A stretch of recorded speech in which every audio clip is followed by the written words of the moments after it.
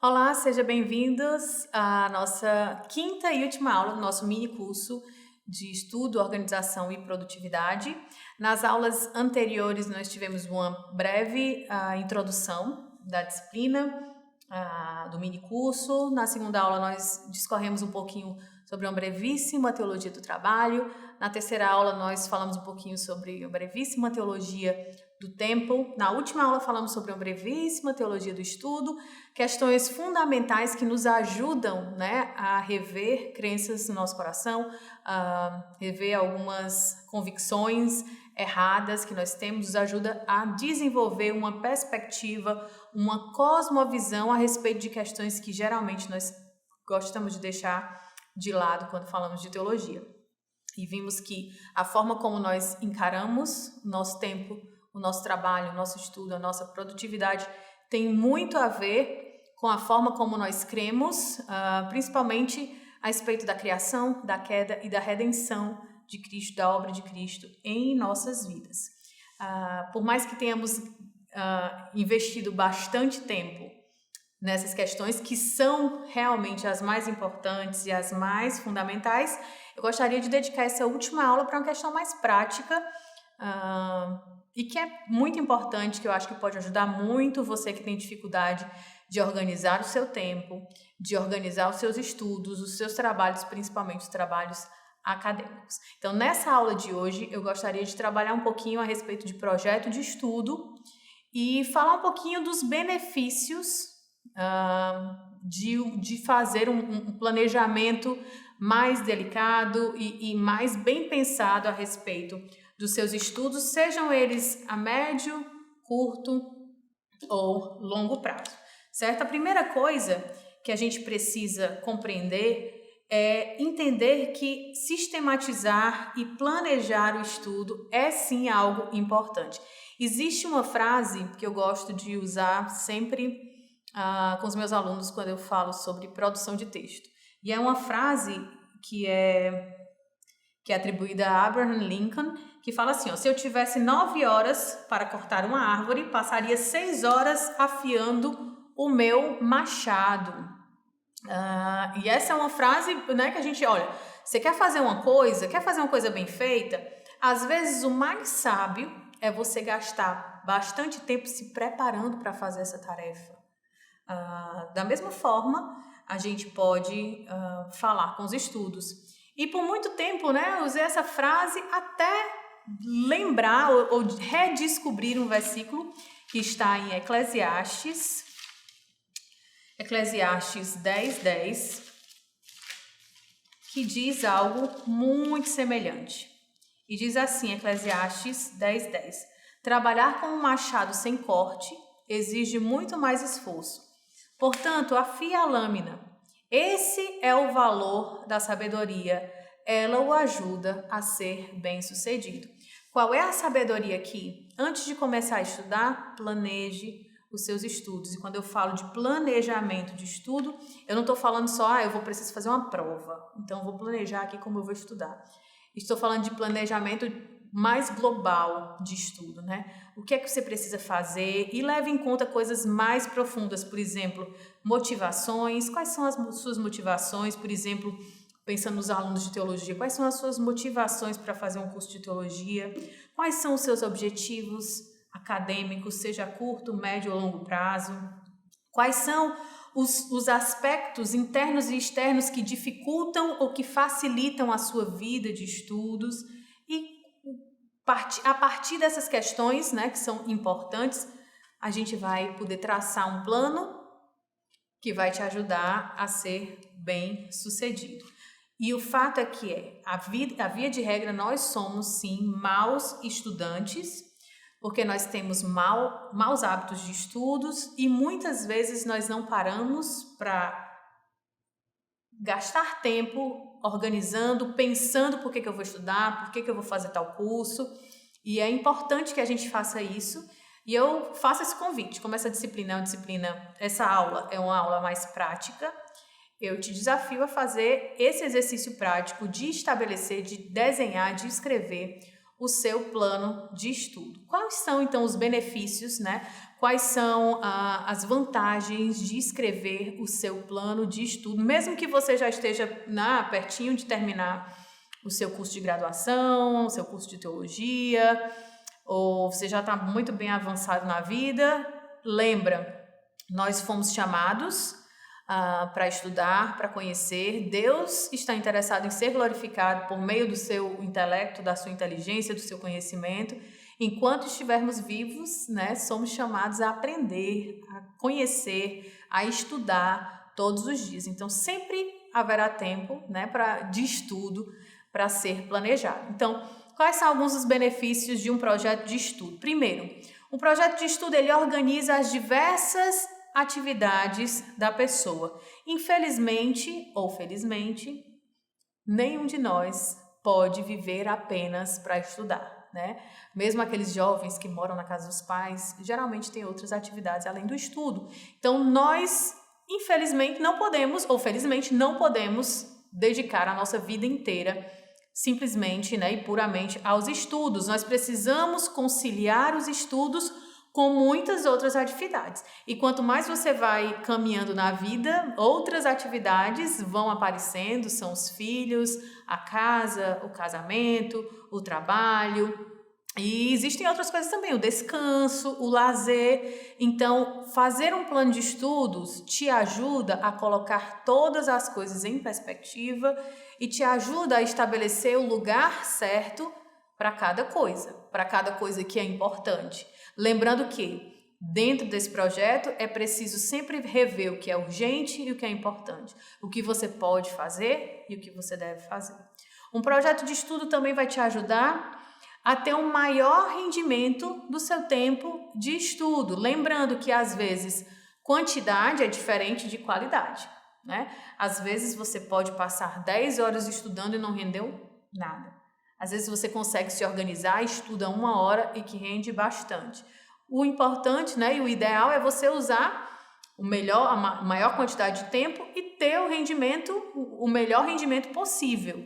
Organizar os seus estudos, perceber direitinho quais são as suas dificuldades, as suas facilidades, que a gente vai falar um pouquinho mais tarde de dificultadores, facilitadores. Nesse processo de ensino, de estudo, vai te ajudar a ter um maior rendimento do seu tempo. Um projeto de estudo também evita o estresse e a tensão de prova ou de entrega de trabalho. Aqui eu falo especialmente para os alunos, né, do nosso curso de teologia.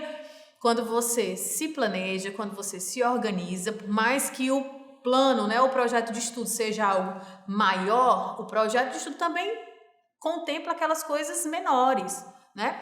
O projeto de estudo contempla o meu desejo de fazer um mestrado, um doutorado, um pós-doutorado, mas contempla também aquela atividade ou aquele trabalho que eu preciso entregar no final do semestre para que um dia eu me forme e possa passar para o mestrado, para o doutorado ou para o pós-doutorado. Então, um projeto de estudo vai evitar esse estresse, essa tensão de deixar todas as coisas acumuladas para a última hora, que é a coisa que a gente costuma ver, né? Então, o que é que eu preciso, né, levar em conta quando vou fazer um projeto de estudo? O que é que está incluído num projeto de estudo para que ele seja bem sucedido? Primeiro, eu preciso observar com cuidado a questão das motivações. Quais são as motivações que eu tenho para estar estudando? Isso é importante para quando as dificuldades chegarem, né? Eu lembrar do porquê que eu estou ali, porquê que eu estou fazendo aquilo, porquê que eu estou abrindo mão de fazer outra coisa para estar ali. As motivações são importantes. Compromisso, autodisciplina, organização, acuidade, flexibilidade e consciência do projeto. Eu não falei inicialmente, mas muito disso vem daqui, desse livro, Como Passar em Provas em Concurso. Como eu falei na primeira aula, a gente tem uma perspectiva bíblica, uma perspectiva cristã que muito interessante e que é muito útil para a forma como a gente vê esse planejamento de estudos. Então, pensar em flexibilidade, acuidade, consciência de projeto é importante. Então, vamos aqui para o primeiro ponto, que eu acredito que é um dos mais importantes na hora de fazer um projeto de estudo. Lembrando, quando eu penso em projeto de estudo, muita coisa aqui está envolvida. Está a minha visão de trabalho, a minha visão de administração e organização de tempo, e não apenas só estudo, né? Então, quais são as minhas motivações? Quais são os meus objetivos? Quais são os meus projetos? Primeira coisa que eu preciso pensar na hora de fazer um projeto de estudo é qual é a minha missão. Lembra lá quando a gente pensou um pouquinho naquela breve teologia do trabalho? Qual é a minha missão? E aqui, quando eu penso em qual é a minha missão, a pergunta que você deve responder, e eu espero que você faça isso, né, no seu papelzinho, no seu caderno, como um exercício prático e final desse minicurso, você vai responder a pergunta: por que eu existo? Entender a minha missão fundamental me ajuda a ter todas as outras coisas na perspectiva correta. A encarar cada mínimo trabalho, lembra? Seja ele uma leitura de um livro, seja ele chegar a tempo para a aula, seja dormir na hora certa, na perspectiva correta. Por que que eu existo? Quando eu respondo essa pergunta, eu estou pensando na minha missão fundamental. Outra coisa importante que eu preciso ter em mente, eu preciso estabelecer na hora de fazer esse projeto de estudo, é qual é o meu chamado. Qual é o meu chamado? Quando eu penso em chamado, eu penso em responder essa pergunta aqui, ó. Quais funções você escolherá para cumprir sua missão? Quando eu penso em chamado, eu penso maneiras específicas de cumprir a minha missão. A missão é mais geral, o chamado é mais específico. Como é que eu cumpro essa minha missão de maneira específica? Quais são as funções? Depois disso, eu venho para os meus objetivos a longo prazo. Quais são os meus objetivos a longo prazo? Aqui também tem muito a ver com vocação, e aí você vai responder o que é que você quer para cada um dos seus chamados. Você pode ter mais de um chamado. Dentro da sua missão maior, você pode ter chamados diferentes. Eu consigo entender que eu tenho chamado para ser esposa, né? Então eu tenho funções como esposa, eu tenho chamado como mãe, eu tenho funções como mãe, eu tenho chamado para a intelectualidade. Então, quais são as minhas funções, né, específicas para esse chamado de intelectualidade? Eu tenho um chamado ministerial dentro da igreja, então quais são as funções para eu cumprir esse chamado ministerial? Tudo isso debaixo da grande missão, né, de glorificar o meu Deus, né, de servir ao meu Deus com tudo que Ele tem me dado. E quando eu penso nessas funções, eu vou estabelecer objetivos de longo prazo. O que que eu quero para cada um desses meus chamados? O que que eu quero, por exemplo, para o meu chamado como esposa? Qual é o meu objetivo, né, a longo prazo? Meu chamado como mãe, meu chamado como acadêmica, né, como teóloga. Qual é o meu objetivo a longo prazo, meu objetivo maior? O meu objetivo a longo prazo como ministério dentro da igreja.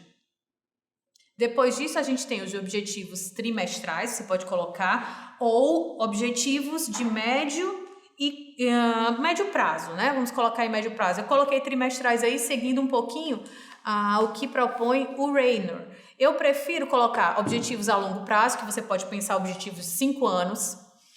Objetivos a médio prazo, que você pode pensar... Na verdade, a longo prazo você pode botar mais tempo. Você pode botar 10 anos, 15 anos. Objetivos a curto prazo, 5 anos, que é o tempo... A médio prazo, 5 anos, que é o tempo que você termina, por exemplo, uma graduação, 4 anos. E os objetivos a curto prazo. Você pode colocar 6 meses, 1 ano. Então, os seus projetos a médio prazo, né? Como você fará progressos em seus objetivos... bom, eu tenho um projeto a longo prazo para 15 anos, mas como é que eu faço, né? Eu vou quebrar esse projeto maior em pedaços menores. Para eu chegar aqui em 15 anos ou em 10 anos, eu posso quebrar em pedacinhos de 2 anos. A cada 2 anos, o que eu preciso fazer? Ou onde eu pretendo chegar? O que é que eu pretendo completar? Isso me ajuda. E quando eu penso em objetivos de curto prazo, ou o que o Jordan Raynor vai chamar aqui de projetos e ações, eu vou pensar em atividades desse médio prazo de 2 anos, que eu vou fazer, por exemplo, em 6 meses, em 3 meses, ou em 1 mês, de mês em mês. A ideia central é, você tem uma missão, que é algo muito grande. Essa missão, ela se concretiza ou ela se materializa em chamados específicos, que podem ser mais do que um. Esses chamados precisam se transformar em planos, projetos, objetivos. E esses objetivos, muitas vezes, são a longo prazo, né? Existem objetivos que demoram a ser, às vezes são objetivos da vida toda. Mas quando a gente pensa em objetivos muito longos, é difícil você mensurar o seu progresso. Então, quebra esses objetivos em pedaços menores, né? Em objetivos, projetos e ações menores, para que você chegue onde você gostaria de chegar. E o Jordan Raynor vai falar ainda de posterioridades, que é o que você deve evitar a todo custo para que você possa cumprir os seus objetivos trimestrais. Então, quando você pensa num plano de estudo, a primeira coisa que você deve fazer, você está vendo aí nos slides, é um plano de estudo considerando a sua missão, a sua motivação, o seu chamado e depois os seus objetivos. A longo prazo, pode ser o objetivo da vida toda. A médio prazo, o que é que você vai fazer, né, de tempos em tempos, para que você tenha certeza de que está caminhando para o seu objetivo a longo prazo. E objetivos a curto prazo, coisas mais curtas, coisas mais simples. Entender as suas motivações. E lembra, motivação é saber quem você é, para que você foi criado, o que Deus está te chamando para fazer. Essa é a nossa maior motivação. Quando vierem as dificuldades, quando vier o desânimo, lembrar da nossa missão, lembrar da nossa motivação, vai nos ajudar a dar um fôlego, né? A conseguir um fôlego extra. Por isso que é importante a gente ter isso anotado em algum lugar, né? Porque a gente pode reler, rever isso de tempos em tempos, certo? Outra coisa importante para um projeto de estudo, um plano de estudo, é considerar as suas características pessoais. E aqui a gente vai falar um pouquinho das categorias que o William Douglas vai colocar no livro dele. Ele vai falar sobre inibidores, né? Que a grosso modo seriam pontos fracos. Não é a melhor forma de colocar essa questão de pontos fracos, porque muitas vezes não são pontos fracos, são pecados mesmo, né? Mas ele vai falar como inibidores, coisas que atrapalham a sua vida de estudos. É importante pensar também nos deflagradores, que seriam aquelas coisas boas, né? As suas fortalezas, né? As suas características que te ajudam, né? Que são pontos fortes realmente na sua caminhada. Pensar também nas dificuldades, que são coisas externas a você, mas que são circunstâncias que você muitas vezes não pode mudar e precisa conviver com elas. E as facilidades, são circunstâncias que te ajudam, né? Coisas boas. Então vamos pensar aqui no que seria inibidores, deflagradores, e depois o que seriam dificuldades e facilidades, tá? E aí eu vou deixar com vocês a tarefa de fazer esse trabalho mais prático, né? De colocar no papel tanto a questão das motivações, chamados e objetivos, e também levar em conta as suas facilidades e as suas dificuldades.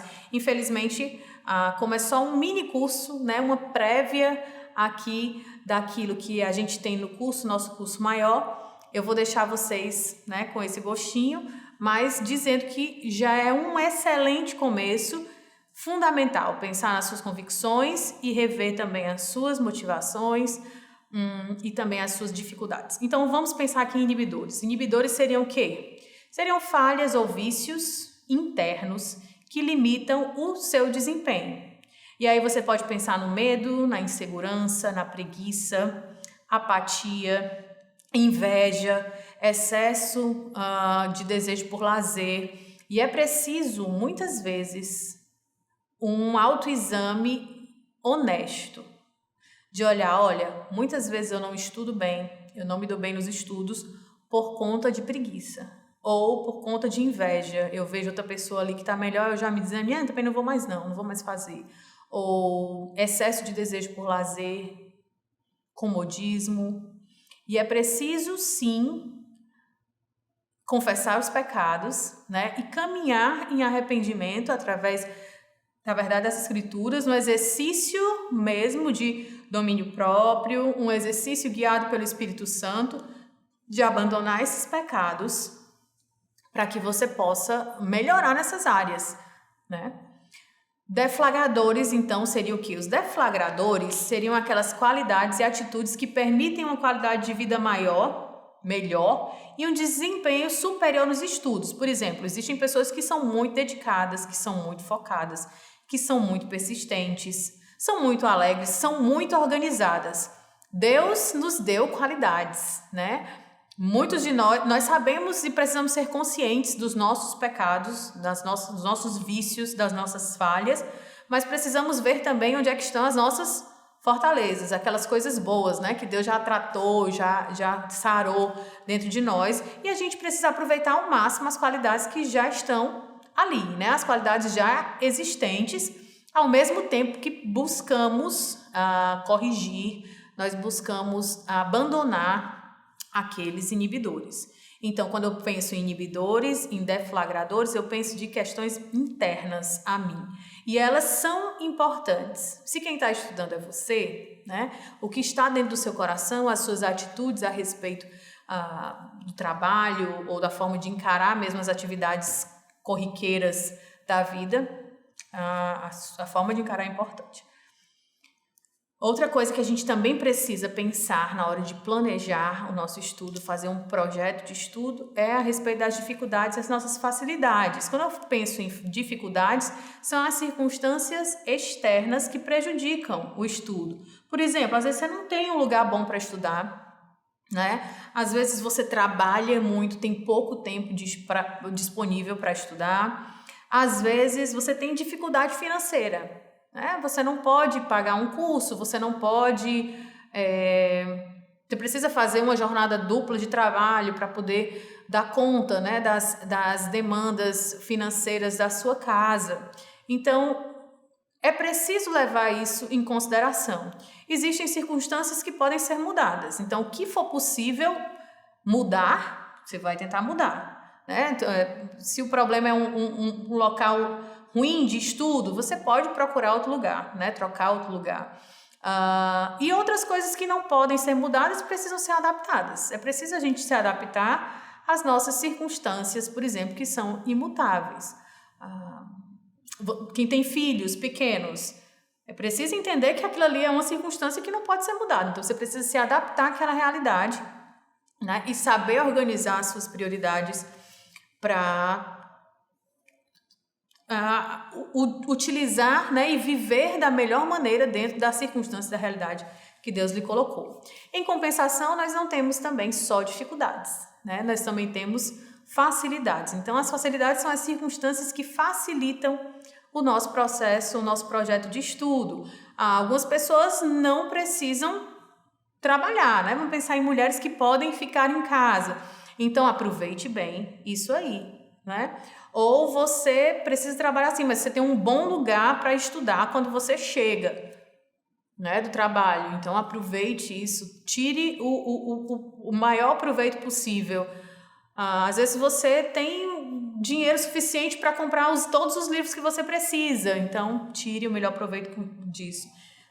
De maneira geral, a nossa atitude com relação às facilidades é aproveite ao máximo as oportunidades. Não desperdice as vantagens. Todos nós temos vantagens em algum ponto. Então, vamos aproveitar, né, as oportunidades, não vamos desperdiçar as vantagens que nós temos e lembrando do que nós vimos quando vimos um pouco de uma breve teologia do tempo. Assim como Cristo redime o nosso tempo, né, redime o tempo através da sua obra, nós também somos chamados a sermos redentores de tempo. Então, nós devemos redimir, né? Salvar o nosso tempo de atividades inúteis, nós devemos aproveitar ao máximo as oportunidades, as facilidades que estão colocadas diante de nós e devemos também nos adaptar, ou nos adaptar às circunstâncias que estão realmente ao nosso redor. Então, o nosso chamado, finalizando brevemente nosso curso, infelizmente a gente não pode entrar em todas as coisas em um projeto de estudo mais aprofundado, a gente não pode ir em todas as etapas.